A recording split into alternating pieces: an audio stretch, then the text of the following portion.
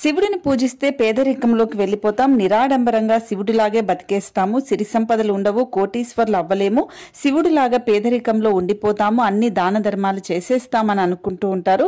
అలాంటి వాళ్ళ కోసమే ఈ వీడియో. నిత్యం శివుడిని పూజించటం వల్ల మీకు భక్తులు ఎవరైనా వాళ్ళ లక్ష్యాల వైపు ఉంటారు, అంతర్గత శుద్ధి వైపు ఉంటారు.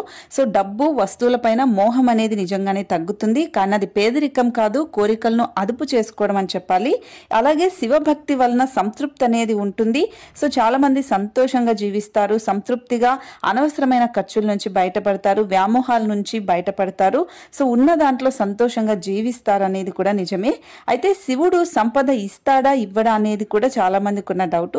అయితే శివుడు కేవలం వైరాగ్యాన్ని మాత్రమే కాదు, సంపదకు కూడా మూలకర్త. కుబేరుడు ధనానికి అధిపతి. కుబేరుడు శివుడికి అత్యంత ప్రియుడు కాబట్టి శివుడి అనుగ్రహంతోనే సంపదతోనే కుబేరుడు కూడా ఆ కుబేరుడు అధిపతి ధనానికి అనేది జరిగింది. అలాగే శివుడు వైరాగ్యమూర్తి అయినప్పటికీ పార్వతీదేవిని వివాహం చేసుకున్నాడు కాబట్టి శక్తినిచ్చే స్వరూపిణి పార్వతీదేవి, సంపద అధిపతి లక్ష్మీ స్వరూపిగా భావిస్తాం. కాబట్టి శివశక్తి అంటే శివ పార్వతులను పూజించే వాళ్ళకి ఎవరికైనా కూడా సంపద స్థిరత్వం ఉంటుంది. ఖచ్చితంగా వీళ్ళు కోటీశ్వర్లు అవుతారు. అలాగే చంద్రుడు కూడా శివుడికి అత్యంత ప్రాప్తుడు, ప్రీతి మాత్రుడు కాబట్టి సో మానసిక ప్రశాంతత ఉంటుంది, సరైన నిర్ణయాలు తీసుకుంటారు.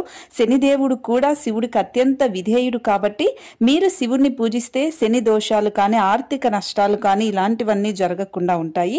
అలాగే శివుడిని పూజించడం వల్ల మీకు జ్ఞానము, మానసిక బలము, సంతృప్తి ఉంటుంది, ధైర్యం ఉంటుంది, నిర్ణయాలు కూడా చాలా మంచిగా తీసుకుంటారు.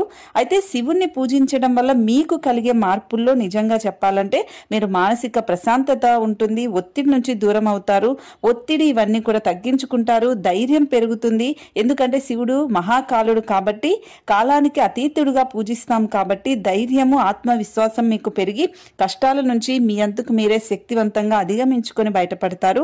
అలాగే కోరికలు ఖచ్చితంగా అదుపులోనే ఉంటాయి. శివుడిని పూజించే భక్తులు మంచి వాళ్ళ చెడ్డ వాళ్ళ అనేది పక్కన పెడితే వీళ్ళ దగ్గరికి మరణం రావాలన్నా భయపడతారు, యముడు వీళ్ళ దగ్గరికి రావాలంటే కూడా భయపడతాడు.